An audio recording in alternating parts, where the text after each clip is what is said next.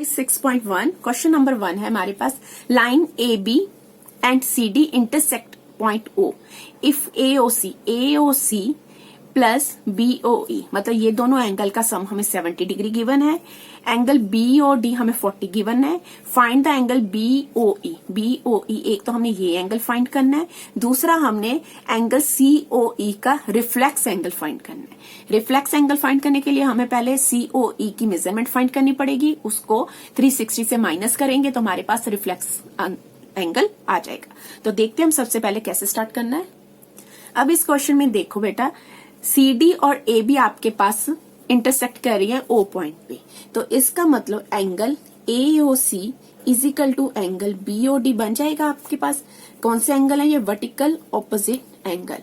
ये दो लाइंस आपको ये लाइंस इंटरसेक्ट कर रही हैं और ये दोनों एंगल वर्टिकल ऑपोजिट एंगल है। तो इसका मतलब एओसी कितने डिग्री का हो गया? 40 डिग्री का हो गया। अगर हमारे पास एंगल एओसी 40 डिग्री का आ गया अब, तो इन दोनों का सम हमें 70 डिग्री था, लिख लेते हैं अब। Angle AOC plus angle BOE is equal to 70 degree, ये हमें गिवन है, तो साथ में रीजन जरूरी लिखना होता है। तो एओसी का मैंने मेजरमेंट 40 डिग्री फिल कर ली। Angle BOE is equal to 70 means angle BOE आपका कितने डिग्री का आ गया? 70 minus 40 is equal to 30 degree. ये आपका 30 डिग्री आ गया। तो एक आंसर हमें फाइंड हो गया एंगल बीओई। अब हमने फाइंड करना है सीओई। तो सीओई फाइंड करने के लिए बहुत इजी मेथड है। देखो, अगर मैं इसको छुपा लूं तो ये हमारी स्ट्रेट लाइन के ऊपर के क्वेश्चन बन रहे हैं angles. Angle 1, 2 and 3 straight line के ऊपर के एंगल्स बन रहे हैं, यानी कि लीनियर पेयर्स बन रहे हैं। ठीक है, तो अगर इन तीनों एंगल्स का सम किसके इक्वल होगा? 180 के इक्वल। तो मैं क्या करूंगी, सिंस एओबी हमारे पास स्ट्रेट लाइन है, तो एंगल एओसी, सीओबी और ईओबी हमारे पास किसके इक्वल आ जाएगा? 180 के। तो मैं यहां पे क्या लिख दूंगी? लीनियर पेयर एक्सियम्स, मतलब जो रूल है लीनियर पेयर का।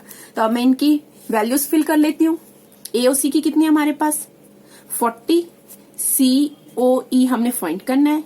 एओबी की कितनी आ गई हमारे पास? 30 डिग्री, तो is equal to 180 degree.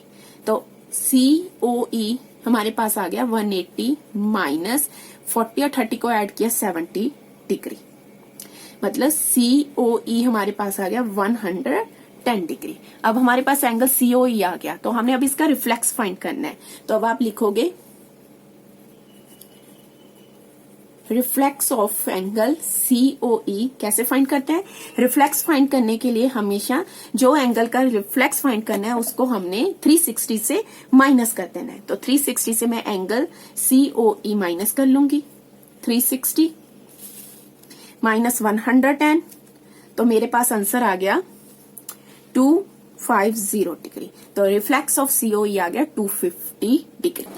Question number 2, line XY and MN intersect point O if POY is 90 degree and angle A और B की रेशो हमें गिवन है 2:3। फाइंड द एंगल C, हमने एंगल C फाइंड करना है। तो सबसे पहले एक तो हमें एंगल 90 डिग्री गिवन है और एंगल A और B की रेशो गिवन है। थर्ड हमने एंगल C फाइंड करना है। तो देखो बेटा, अगर हमारे पास एंगल POY 90 है तो POX भी 90 डिग्री होगा। ठीक है, Y and MN intersect point O and POY is 90 degree. तो angle POX plus angle POY is equal to 180 degree. देखो, ये एक स्ट्रेट लाइन है, एक मैंने ये वाली कॉमन आर्म ले ली। एंगल 90 और एंगल POX, ये वाला पूरा एंगल हमारे पास दोनों का सम 180 डिग्री होगा। लीनियर पेयर है हमारे। ठीक है, तो इसका मतलब एंगल POX कितने डिग्री का हो गया? 180 माइनस 90, क्योंकि POY भी 90 था, तो POX भी आपके पास 90 डिग्री हो गया। अब हमें क्या गिवन है? अब हमें रेशियो गिवन है एंगल A और B की। Angle A plus B is equal to 90 degree, क्योंकि ये दोनों को डिवाइड कर रहा है A और B में, तो ये 90 है। और रेशियो कितनी गिवन है हमारे पास? 2:3। रेशियो के साथ x लगा लेती हूँ। 2x plus 3x is equal to 90 degree. तो 5x is equal to 90 degree, x is equal to 90/5। तो x की वैल्यू आ गई मेरे पास 18 डिग्री। तो इसका मतलब जो A एंगल है वो आ गया 2 मल्टीप्लाई बाई 18, B एंगल आ गया मेरे पास 3 multiply by 18 means 36 and 54 degree. तो हमारे पास A और B की वैल्यू भी आ गई। अब हमने फाइंड करना है एंगल C। तो एंगल C के लिए अब देखो बेटा, अगर मैं इस फिगर को यहां ऐसे छुपा लूं तो ये मेरी स्ट्रेट लाइन है MN इज स्ट्रेट लाइन। अगर ये स्ट्रेट लाइन है तो एंगल B और एंगल C हमारे पास लीनियर पेयर्स बनाएंगे। तो इसका मतलब angle B plus angle C is equal to 180 degree, linear pair बनते हैं। तो एंगल B की वैल्यू हमने 54 निकाल ली है, तो एंगल C की हमारे पास इजिली आ जाएगी। तो एंगल C कितना हो गया 180 माइनस 54, तो एंगल C हमारे पास हो गया 126 degree. Question number 3, angle PQR और एंगल PRQ इक्वल है। तो मतलब ये दो angles, both angles are equal.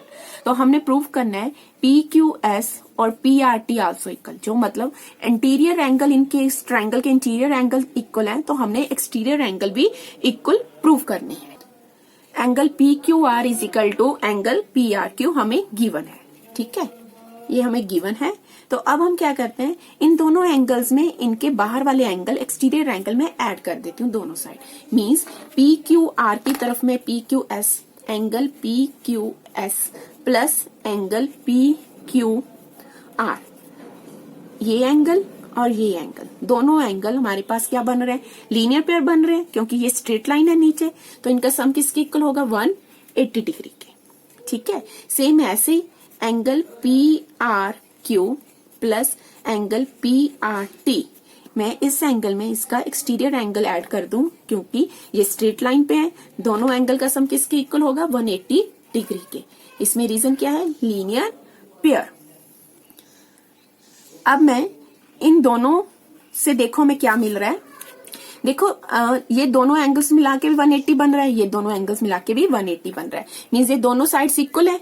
तो मैं लिख लेती हूँ PQS plus PQR is equal to angle PRQ plus angle PRT, दोनों साइड्स इक्वल लिख ली।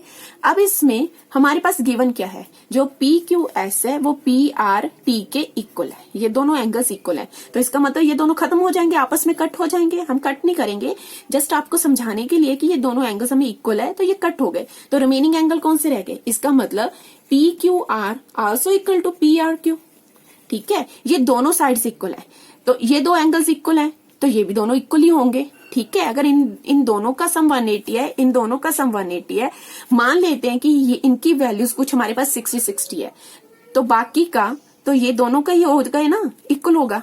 तो एक तरीके से ये दोनों कट हो जाते हैं। तो PQR is equal to PRQ, यही हमने शो करना था।